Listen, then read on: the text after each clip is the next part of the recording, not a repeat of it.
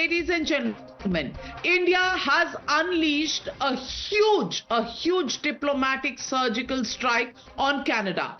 After a firm rap on the knuckles for the Canadian envoy, India has withdrawn its High Commissioner to Canada and other targeted diplomats and officials. The decisive action came after Canada escalated its fakery by shooting off a diplomatic communication suggesting that the Indian High Commissioner and other diplomats are persons of interest in the ongoing investigation of the killing of Khalistani terrorist Hardeep Singh Nijjar. Raining fire, India accused Canada of maligning its officials without evidence and using preposterous claims to justify its failure to curb Khalistani extremism on its soil. It even called out Canada's deliberate smearing campaign of India for political gains. Listen in to what the Canadian diplomat Stuart Wheeler said. Canada has provided credible, irrefutable evidence of ties between agents of the government of India and a murder of a Canadian citizen on Canadian soil. Now it is time for India to live up to what it said it would do and look into those allegations.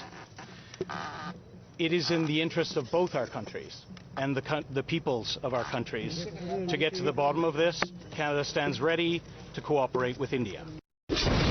You're watching the News Hour at 9. Debate number 2 on Times Now, Super Prime Time.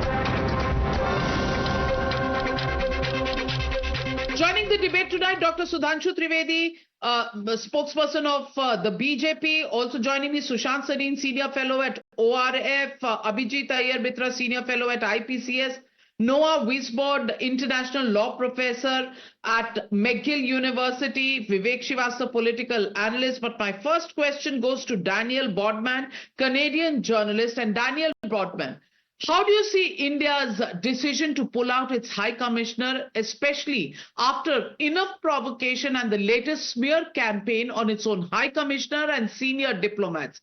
Do you see the reaction by India in commensurate with the provocation that it has received repeatedly from the Canadian government? Well, yeah, in a way, this isn't totally surprising that, the Trudeau government pretty much accused them of being part of a murder for hire plot to kill Hardeep Singh Nijjar, who is the man tried to sneak into our country multiple times. He was denied because, let's be honest, he's a terrorist, where he's running a terrorist training camp. His own followers have admitted he's the leader of the Khalistan Tiger Force. He had supported suicide bombings and all different types of violence.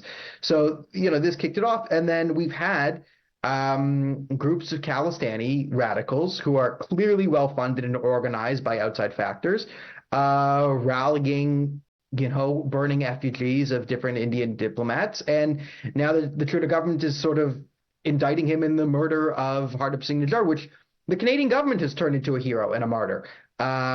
We have a crime wave across the country. We have different murders. The only murder that the Canadian police force, the RCMP, has any interest in solving is that of Hardeep Singh Nijjar. No other crime really has any precedent. They kind of the people of Canada have seen the country kind of just been taken over by the mob. For example, on Yom Kippur, the holiest day in the Jewish calendar, a Jewish school was shot at again.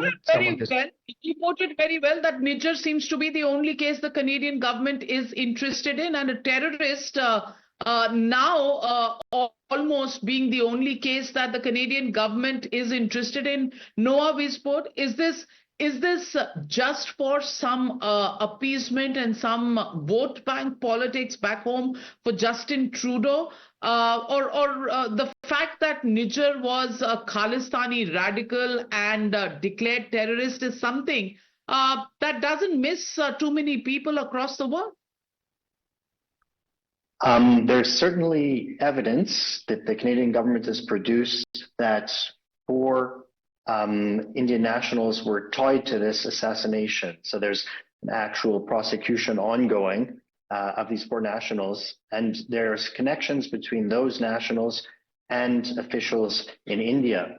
You can read them. It's public. It's available evidence in the indictment it's produced by the prosecutors, and these nationals will be able to defend themselves. And the connections between those nationals and the Indian officials can also be challenged in court and in the media. So nothing's being hidden here. If Indian officials are indeed involved in an assassination attempt on Canadian soil, then Canada needs to take steps in order to respond to that. Imagine Canada was involved in an assassination attempt in New Delhi, trying to kill an Indian national in New Delhi. If there was evidence of that, India would take similar steps. Well, at least India would recognize the difference between any such plot that is meant for a terrorist versus others. But Dr. Sudhanshu Trivedi, Member of Parliament and National Spokesperson of the BJP, how do you see this justification that this is an ongoing case which clearly has political overtones? Our government has categorically stated that Canadian government was unable to provide any substantive proof or evidence which the government is asking. As far as India is concerned, sir, there are several groups which are designated as terrorists in India. Is still the members of those who are operating from Canadian soil. Has Canada cooperated about that? The answer is categorically no. Then how do you expect that if a country is allowing those who are giving a clear-cut messages and anti-India statement, separating India, breaking India into part? And one more thing I would like to say. There was a tableau which has been in a procession in which the assassination of our former Prime Minister, Srimati Indira Gandhi, was shown. Has Canadian government taken any action on that? This can be the most dastardly example of an assassination of a former Prime Minister in the public domain, and Canadian government decided to keep mum. I think there cannot be any other example in the entire world in which such type of overt and covert, both type of support, ideological and other type of support which is being given. I just want to ask you, sir, if one tableau or procession is being taken giving the assassination of a former Canadian Prime Minister and by any group who is designated by terrorists in Canada, what do you expect from Indian government and what we expect from you? That's a very clear-cut thing. Unfortunate. If Mr. Justin Trudeau has spoken on the floor of the House, Nijjar was just a citizen. In the death of how many citizens they have spoken on the floor of the Parliament? It shows the type of attachment and create a dubious.